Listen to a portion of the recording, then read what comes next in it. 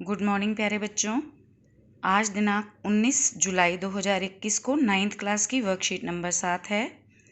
यहाँ आपको एक काव्यांश दिया गया है जिसे पढ़कर आपने इसको समझना है और इसके प्रश्नों के उत्तर देने हैं। चलिए शुरू करते हैं। मैं मजदूर मुझे देवों की बस्ती से क्या। बेटा, ये जो कविता है ये रामधारी सिंह दिनकर जी द्वारा लिखी गई है और इस कविता का शीर्षक है मैं मजदूर मुझे देवों की बस्ती से क्या। इसी को आज हम समझते हैं। इस कविता में मजदूरों का महत्व बताया गया है, मजदूरों का संघर्ष बताया गया है और इसी के मजदूरों के ही विषय में बताया गया है। चलिए आगे पढ़ते हैं। मैं मजदूर मुझे देवों की बस्ती से क्या। मजदूर जो एक संघर्ष भरा जीवन जीता है, सुबह से लेकर शाम तक मेहनत करता है।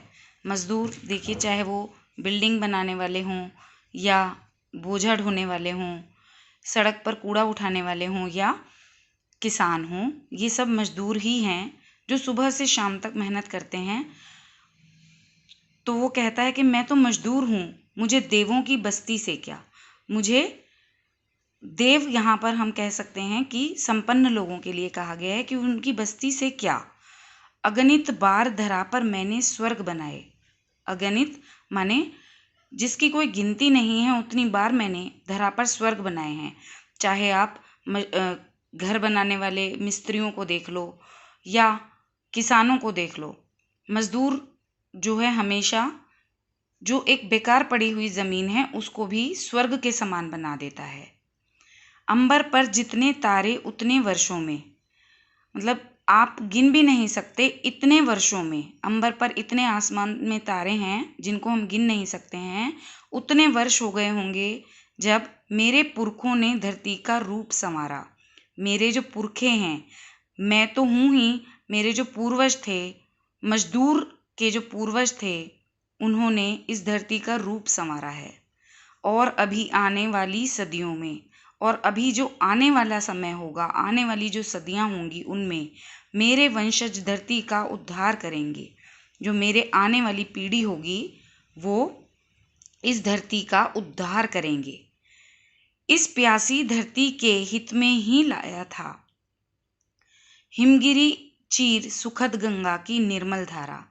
ये धरती जो प्यासी थी, यहाँ पर पानी का अभाव था, तो हिमगिरी चीर, हिमगिरी यानी हिमालय को चीर कर सुखद गंगा की निर्मल धारा मैं ही लेकर आया था। मजदूर ही हिमालय से को काट करके जो गंगा की निर्मल धारा है उसने उसको पहुंचाया है। मैंने रेगिस्तानों की रेती धो धोकर, रेगिस्तान में जो रेत है उसमें इतना पानी उस बरसाकर डालकर बंध्या धरती पर भी स्वर्णिम पुष्प खिलाए। बंध्या धरती यानी बंजर भूमि पर भी स्वर्णिम पुष्प खिला दिए। यानी जो बंजर जमीन थी जिस पर कुछ उग नहीं सकता था, उस जमीन पर भी मैंने फूल खिला दिए। तो ये मजदूर कहता है कि मैं मेहनत करता हूँ लेकिन उसकी विवशता है कि वो खुद उठ नहीं पा रहा और वो ये कहता है कि मुझे देवों की बस्ती से क्या। चलिए अब इसके प्रश्न उत्तर कर लेते हैं। यहाँ सबसे पहला प्रश्न आपको दिया गया है।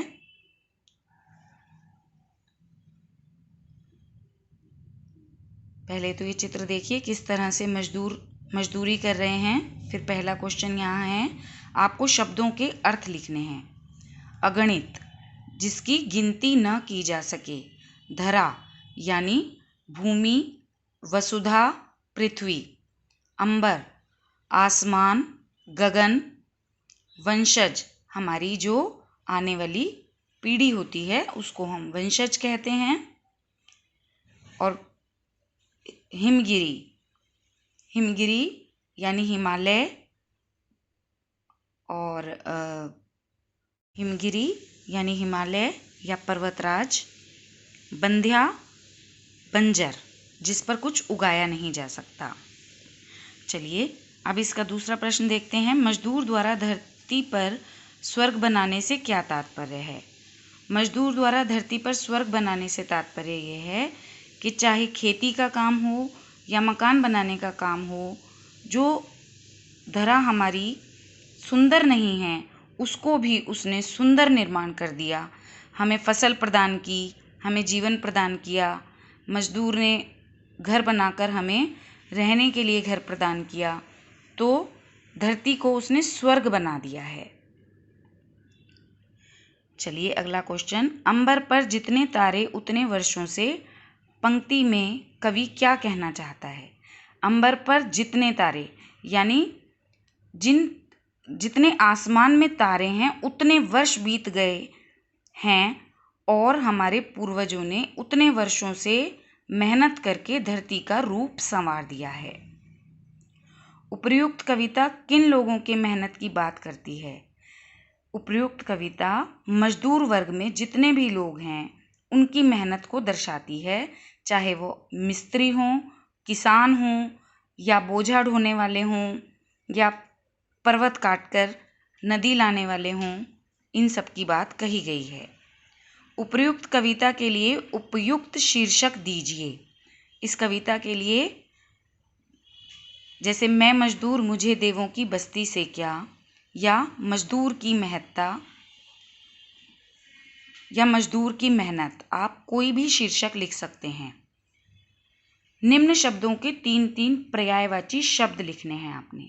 धरती, भूमि, वसुधा, धरा, पृथ्वी, गंगा, सुरसरिता, देवनदी, भागीरथी, पुष्प, सुमन, फूल, कुसुम। तो बेटा ये आपकी आज की वर्कशीट पूरी हुई। इसको पढ़िए और इस वर्कशीट को फिर पूरा कीजिए। थैंक यू बेटा।